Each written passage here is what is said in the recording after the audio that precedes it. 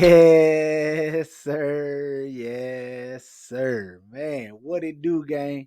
Y'all already know. We live, we back, man. But listen, if you don't know, this is the Golden Goose DFS experience. I am your host, Chandler Blakely, aka Goose.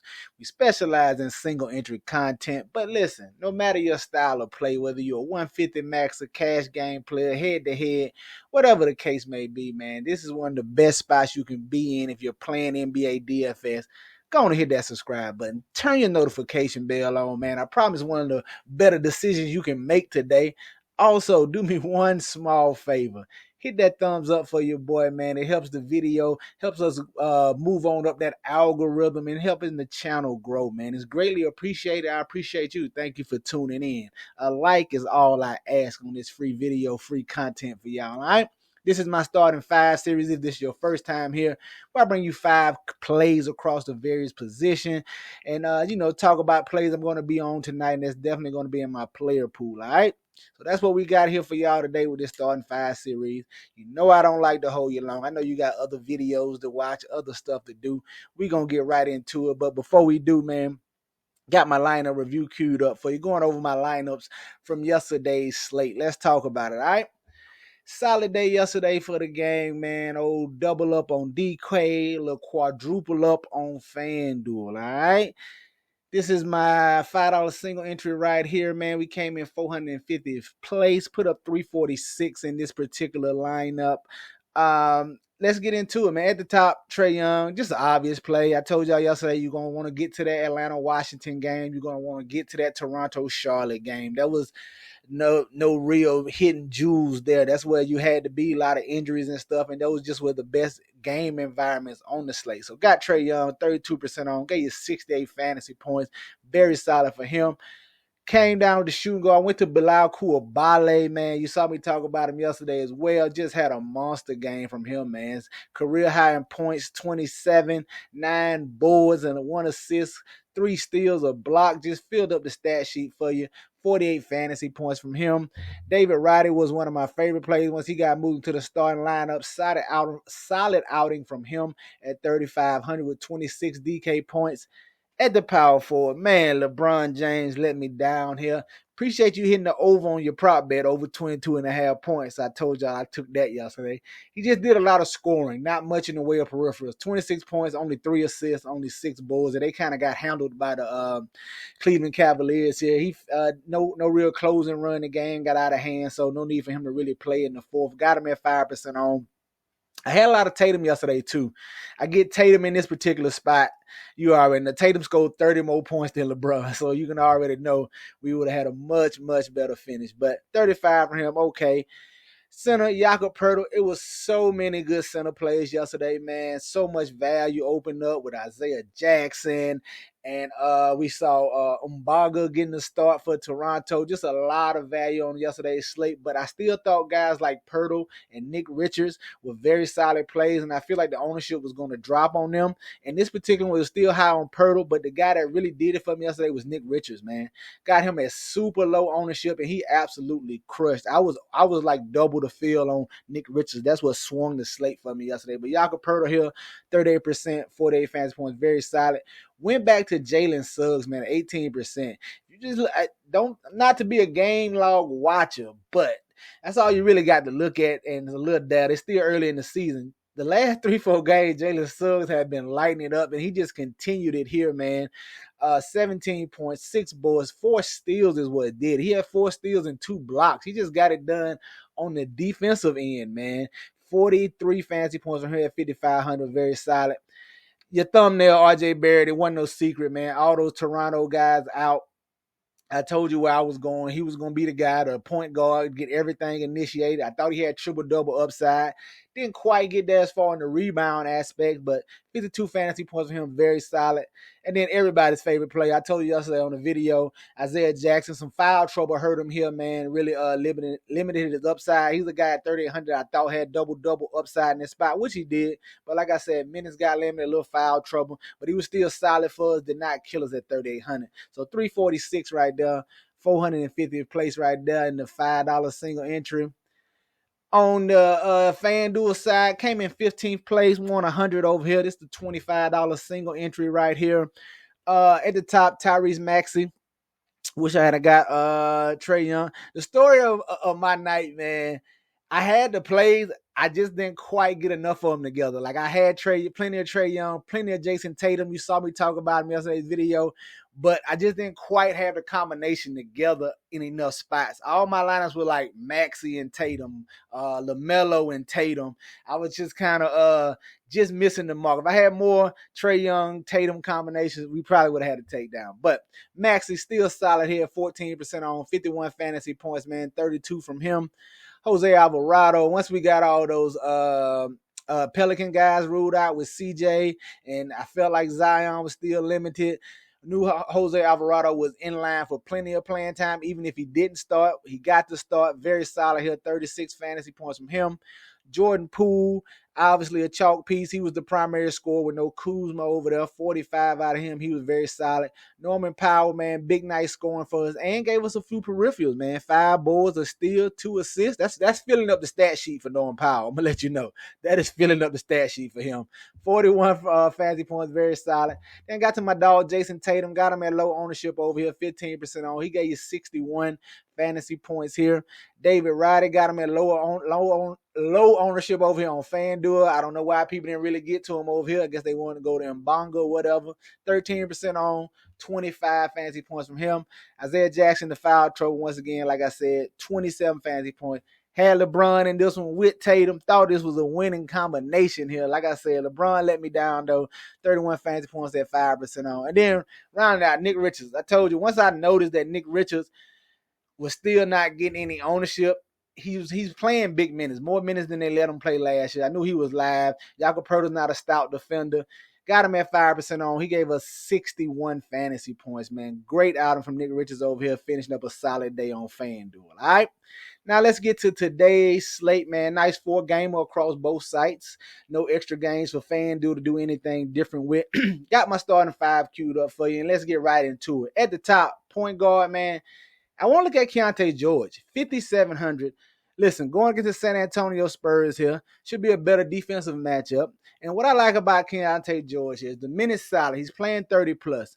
The peripherals are solid. He's giving you assists, a couple of rebounds here. He can get you a steal or 2.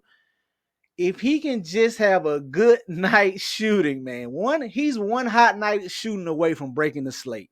Hopefully it's here against a Spurs team that's a little lacking on the defensive end outside of Wemby. So I like going right back to him. Hopefully I get him at some lower ownership. Solid production. He pushing 30 fantasy points right at. He's averaging close to 30 fantasy points. That's going to be pretty solid on a 4-game slate. Like I said, I'm just hoping he can find his stroke from the outside, man. I'm telling you, one good night of shooting for him being the guy you need on the slate. Everything else is there. I like going right back to Keontae George in this spot, all right? Not worried about old man Chris Paul chasing him around on the defensive end either. So like that matchup for him as well. Give me Keontae George, 5,700. Come here, shooting guard. I want to get Kyrie Irving, man, 7,500. They just refuse to move his price. The production has been there so far this season. He's averaging right at 42 fantasy points per game. You know he's capable of more.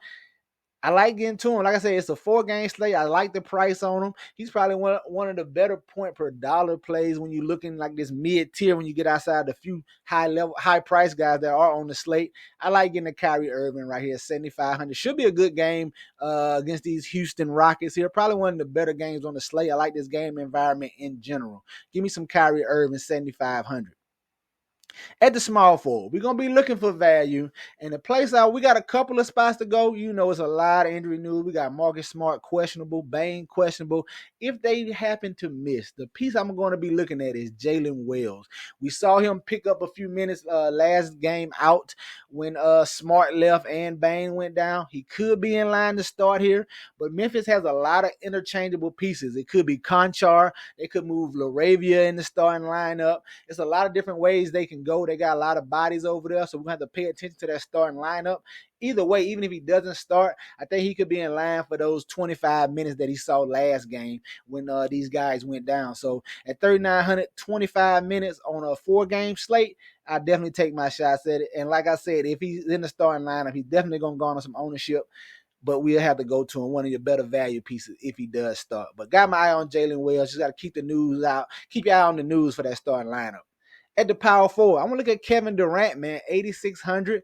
Just another spot, a guy that's been very solid, averaging close to 50 fantasy points on the season, 8,600. I like that price on him. Now, you know it's a three-headed monster over there with Beal and Booker, but I like Durant in this spot, man. He's adding the peripheral. He hasn't gotten there, but he's knocking on the door of a double-double every game. This could potentially be the one he sees it. I like the matchup here going into the Clippers. They don't have a body to throw at him. Like, you can't guard Kevin Durant, obviously, but you want somebody that you could throw on to kind of make it more difficult, like I always say, more difficult for them to score, make them have to work a little harder, so maybe they get a little tired they're more tired down the stretch. Just make them work for every basket. And the Clippers just don't have that. They probably put Derrick Jones Jr. on him. I'm not worried about that. He's playing big minutes for these Suns. I expect Kevin Durant just to continue his work. I think he sneaks in for a double-double here in this spot because outside of Zubac, not a whole lot of strong rebounders on this Clippers team. So he should definitely be down there battling for boards. Any minutes he's out there without Zubac on the court, he definitely should be eating up on the glass. I like Kevin Durant for a big 30-point double-double in this spot, man. Give me KD at 8,600. And then at the center spot, Alfred Sengun, 8,500. You know, it's up and downs with him, but I like this spot for him. This is his type of matchup, man. No huge big body center down there for Dallas. Nobody that has the height advantage or the size advantage on him. So he should be able to get down low and have his way with Gafford and Lively out there. At Sengun, you know, he's not an athletic guy. He's more use his body and footwork. And like I said, those Gafford and Lively being centers that are smaller than him, they may have a height and length advantage, but he got the weight and size advantage on him. So I think he can be able to bag him down under the basket, use his footwork. You know, he's live for a triple-double. I like Sengun in this matchup here at 8,500. All right. There you have it, man. Your starting five for DraftKings: Keontae George, Kyrie Irving, Jalen Wells, Kevin Durant, and Alfred Sengun, man. Get you some exposure to these guys. Get them in your player pools. All right. Let's go take a look at FanDuel and see what I'm feeling over on that side. FanDuel at the top. Now, I know it's going to be a little risky, but I like Ja Morant here, 8,600. I think he plays. I think we're starting to see the minutes ramp up. They've been limiting his minutes. I guess they're trying to work him back into game shape, but it's not like he's coming off of injuries or anything like that. He just really coming off from being suspended and not playing. A few little injuries, but like nothing serious. He had the whole summer to get well. I think he could be a full go in this spot. I'm expecting him to start, especially if Bane and Smart sit, man, it should be the Josh show if he's good. Even if he's still limited to just 30 minutes, he's going to absolutely crush because there's nobody else out there to score. He's going to be getting to the cup here in this matchup, man. I like Ja Morant here, 8,600. Don't mind taking a chance on him, even if the minutes are limited. But they've been slowly creeping up. Second night of a back-to-back here. Who knows how it's going to go? But like I said, I roll the dice here with Ja Morant, especially at the price tag, 8,600. At the shooting guard, stand with my guy, Kyrie Irving, man. He's the most confident player shooting guard I have, for one. And like I said, I like the price on him over here, especially on FanDuel, man. Shooting guard position is tough. Like getting the Kyrie Irving. I don't mind going back to Keontae George down here, too, if you need to save a little money. But Kyrie, for all the reasons previously stated. Small forward, stand looking at Jalen Wells. Like, he's probably going to garner some ownership. Like I said, we waiting on that starting lineup to see if he's in there. But even if he's not, man, I expect him to see 20, 25 minutes. And right now, when we hunting for value early on before any news, I think it's a solid way to go, all right? At the power forward, Jeremy Sohan, 6,300. He has just been very solid, man. Another guy has been flirting with double-doubles. He's been doing some scoring. You know, the peripherals there. The minutes are there. He's one of the only guys on this San Antonio Spurs team I feel confident in their minutes each and every night. Just sign me up for some Jeremy Sohan at 6,300. Just been a solid play to start the season. And then rounding up at center, man, your thumbnail. I'm staying with my boy, Alfred Sengun. Like I said, I like him down here in this matchup, man. He should be able to use his body and his frame and footwork and play the angles on Gafford and Lively down there. I don't see those two really being able to contain him. He should be able to have his way in this matchup. I got him on triple-double watch, all right? Give me Alfred Sengun at 8,400. There you have it, man. Your starting five for FanDuel: Alfred Sengun, Jeremy Sohan, Jalen Wells, Kyrie Irving, and Ja Morant. Man, get you some exposure to these guys. Get them in your player pools. They for sure gonna be in mine. All right, that's gonna do it for us here today, man. Y'all know the motto: chances make champions. Y'all green up. I'll catch y'all next time. All right, let's get it.